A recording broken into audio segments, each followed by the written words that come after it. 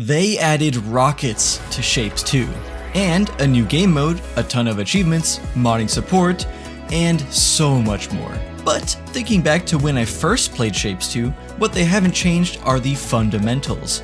There's no power, buildings don't cost anything to place, and space is infinite.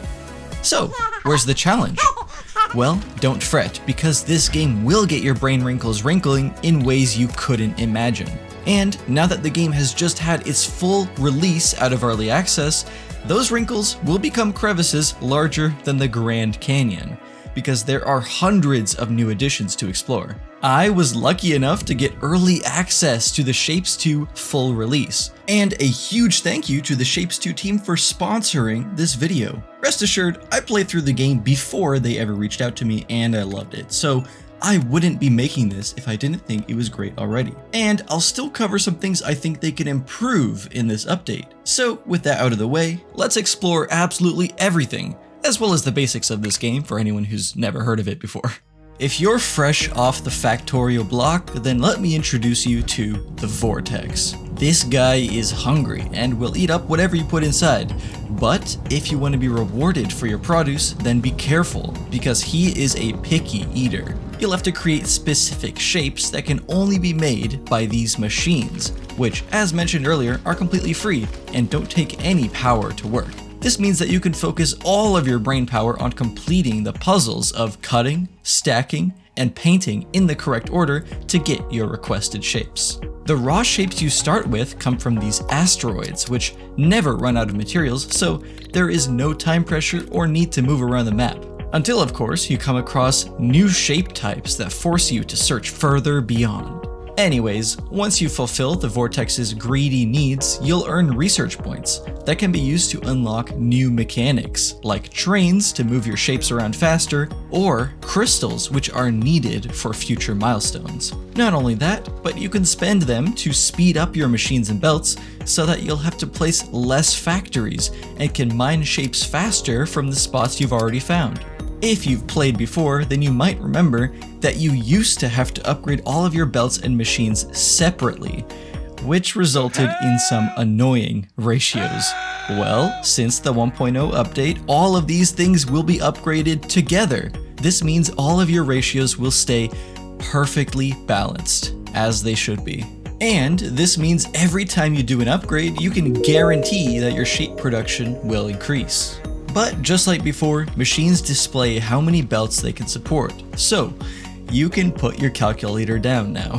From there, you'll learn things like having different levels, using space belts and liquids, and dealing with some terrifyingly large shape goals. Speaking of which, a big part of this game is finding ways to increase your throughput. This means how quickly you're making your shapes. Unless you want to spend 100 hours AFKing, you should start looking for ways to optimize your factories to create more and more shapes. The main way is through blueprints, because remember that there is no resource cost to buildings and blueprints are super easy to make. You can easily scale up your factories by copying and pasting over and over again. The only limit you'll find is the platform limit. All of your machines have to be placed down on these little platforms, and you have a limit as to how many of these you can place in your world. Luckily, this limit can be upgraded throughout the game using research points. And in my experience, especially playing through this early access, you'll have plenty of them unless you're just spamming massive platforms everywhere. By the way, the default game mode that you're used to was renamed to Classic Mode. And later down the line, you'll meet a brand new addition to Classic Mode, Trade Stations. These were actually transplanted straight into Classic Mode from a new game mode that was added as well, but we'll get back to that later. Trade stations are now necessary to complete Classic Mode, so you'll want to listen closely.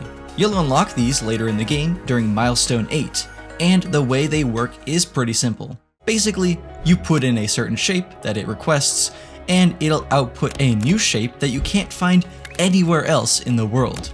I especially love how it shoots up the requested shape in these rockets. Who knows where they're sending them? To go into the philosophy of why these exist a little bit, the devs wanted to cater to the crowd that likes more permanent factories. A big part of the game is getting research points by completing these goals, But once they're done, then the factories no longer have a purpose and you'll just delete all of your hard work immediately. Now with trade stations, you'll have to leave them running to create shapes that are necessary for future milestones. If you want to increase your shape throughput, you'll have to expand your amount of trade stations as well. So these guys are going to stick around rather than being targets for deletion the moment you finish a shape goal. That's a good segue into the new game mode they've added, Manufacture Mode. This takes the idea of trade stations to the extreme and sees you using them throughout the entire game rather than just at the end. The goal of this game mode is very different. Rather than putting shapes into a vortex, your goal is to create a vortex from scratch. You're probably wondering, if you start without a vortex, then how are you supposed to do anything? Well, to compensate, you start with this huge new building called the Trade Broadcast Hub. This guy produces the first shape you'll need to make progress, where you'll be putting them into trade stations as you can imagine. In this game mode, there are also 9 tiers of trade stations in total, each with a different color, pattern, and shape recipe. If you're not a fan of the recipe a tier gives you, there are even alternate trade stations that give different recipes, but you'll have to unlock them. When I played through the game mode, I honestly didn't use these alternate recipes since they only get unlocked after you finish the next tier. I was pretty happy with the default recipes though, so I didn't really see the need for them. Also, the different shapes of trade stations add a new puzzle element because you have to figure out how to organize your space belts to fit into them properly. This was something that was surprisingly fun to do for each tier, and it kinda melted my brain sometimes. The way you get research points in this game mode is very different as well. To try and emphasize the permanent factory more, you'll be putting shapes into donation stations instead of completing goals. These donation stations act the same as trade stations, but they just give you research points instead of new shapes. If you progress further, you can unlock research stations, which give you shapes in addition to research points. So basically like a combination of the other 2 stations that I mentioned. During my gameplay, I honestly didn't find much use for these research stations because I already had enough shapes coming out of my main hub, and that was definitely enough for me. Also, when I played, I kinda rushed to research a ton of the shapes quickly because there's really nothing stopping you. Upon doing so, I AFK'd for a little while and might have accidentally unlocked almost everything that I needed. So rest assured, you won't have to grind for very long if you want to get all the cool stuff. A fun fact about this whole game mode is that the devs planned for it to be the official default game mode that replaces classic mode. But after some testing, they found that it was a little tricky for new players since it sees you jumping straight into space belts early on. Now that they separated the game mode between classic and manufacture, we get the best of both worlds, which is great. Speaking of defaults, when you start a new world, you can choose from various world generation types, with this new spiral one being the default. It's an interesting choice to be sure. When I played with the spiral world, I actually enjoyed it. Doing so encouraged me to build out a little more than usual, and it left a ton of empty space for building without having to worry about losing ground on my shaped asteroids. Also, that ties into the whole fact that there's no need to move everything into the vortex anymore. When I played through manufacture mode, I noticed that I was way more free to place my factories wherever I wanted to. Although, most of the time I was just branching off of my previous tier's trade station. Now, those are not the only new things, of course. We are just getting started. In your playthrough, you'll find a huge array of changes to the visual design in this game. First of all, trains and everything related to them have had a big overhaul to make them look sleeker and cleaner. So you can take a look at a couple of comparisons here. I would say the loading and unloading stations definitely had the biggest glow up here, which is awesome. Next up are fluids. I'm really thankful they gave these guys a makeover because in the previous version, they were a little too similar to regular conveyor belts, but now they are completely different. Take a look at some of these comparisons. The liquid space belts in particular are 100 times better than they used to be, and I think they really nailed the design of these new ones. Now the throwers and catchers look awesome, alongside the liquid balls that are tossed between them. And I'll quickly derail the topic of visual design to talk about the new liquids that they added into the game. Yes, these weren't teased, so I was really surprised to find them here. First, there's black, which is created by mixing white twice. Makes sense, right? And then finally uncolored fluid that removes the color from a shape, which is made by mixing black and white.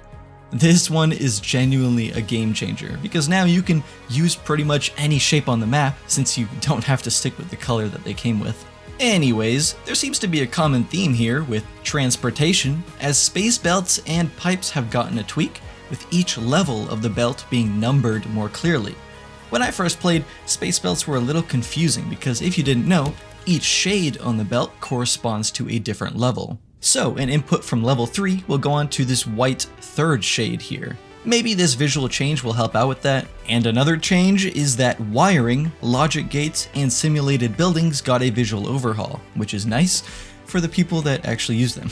Crystal shapes also got a little retexture, and the UI has had plenty of big changes. The hotbar now has refreshed icons to differentiate the type of machines being shape, fluid, and wire buildings. The codex is now sorted properly, and you can search in there to find exactly what you're looking for. Not to mention, the knowledge panel now includes new videos and tutorials about wiring. The shop and research interfaces got a glow up, so they're clearer to understand, which is really nice. And one last really cool change to visuals is dark mode.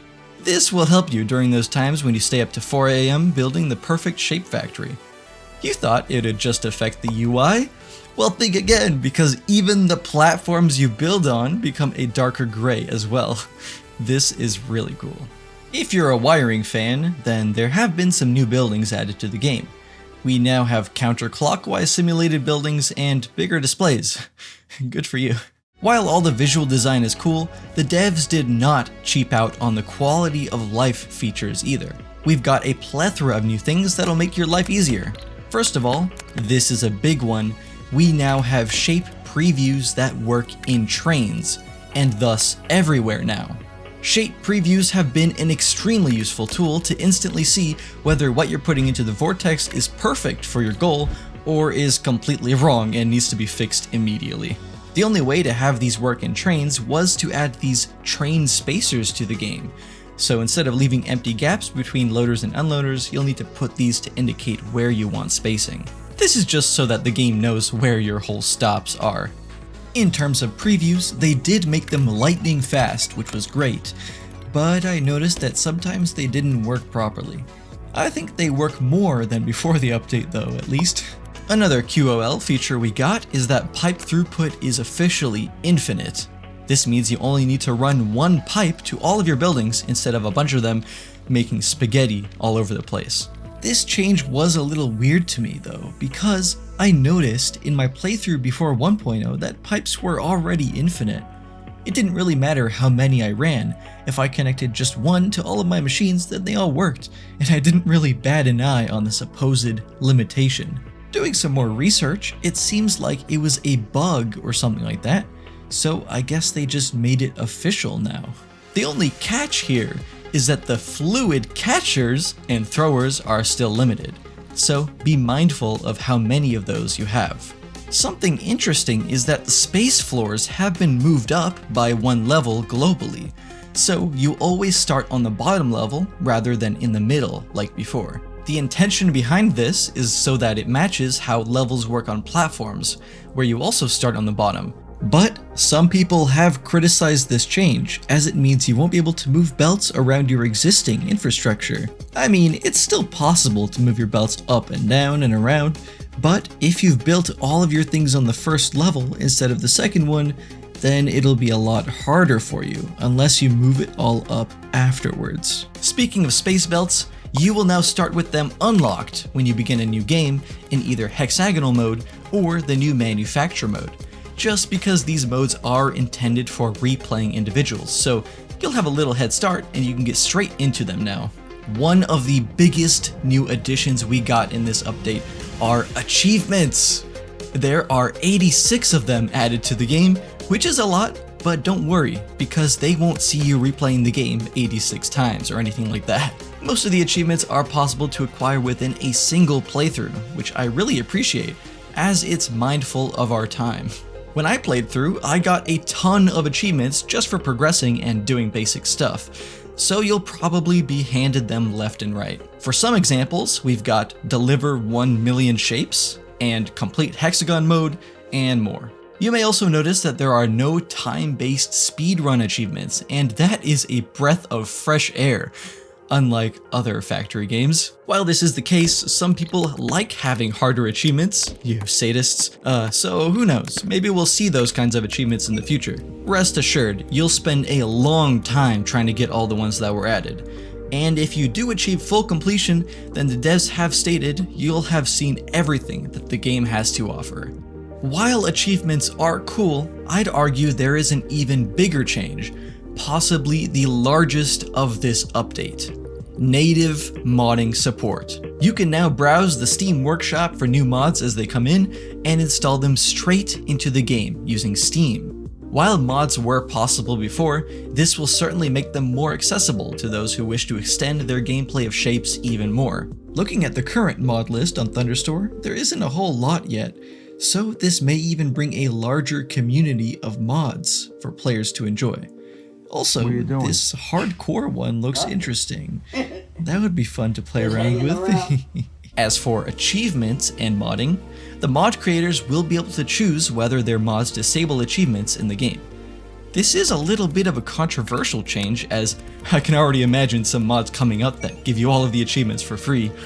But we can get real for a minute in saying that achievements aren't sacred, and the devs not treating them as such is quite nice. They're just for fun. And if you want to ruin your fun by installing an all achievements mod, then that's really up to you. It's not a competition after all. Overall, we also got improved performance, which is always nice. Before the update, I will admit I had a lot of lag, especially when zooming out to my larger factories, and I have a pretty good PC, so these improvements are always welcome. A cool new addition are also the Vortex LTD badges. These will be bestowed upon you whenever you complete a game mode or scenario, so good luck when trying to collect all of them for bragging rights. As you make your way through the game, you may also find interesting tidbits of lore. Lore? In my Funny Shapes game? Yes. And they only get unlocked as you progress, so you'll learn a lot about many of the mechanics in this game if you can get to them.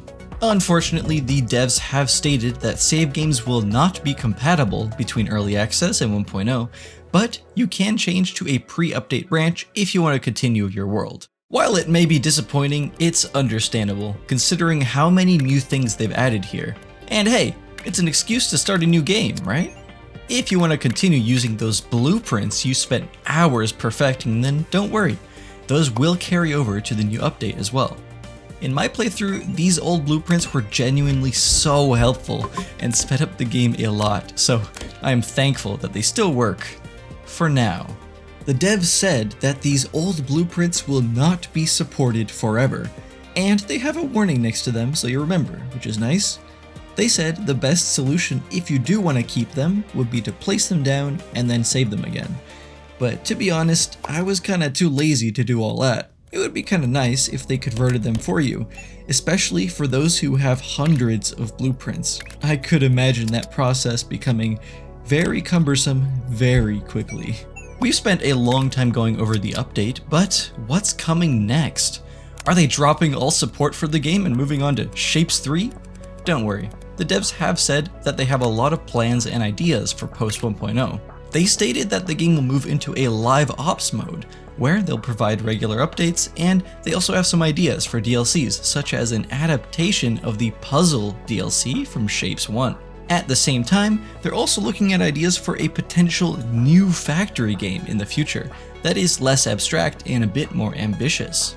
But as mentioned here, this will be worked on at the same time as Shapes 2, so don't worry about them dropping the child support immediately. Well, that's about everything new in this update, so what are you waiting for? Go and try it out. There's a link in the description for you.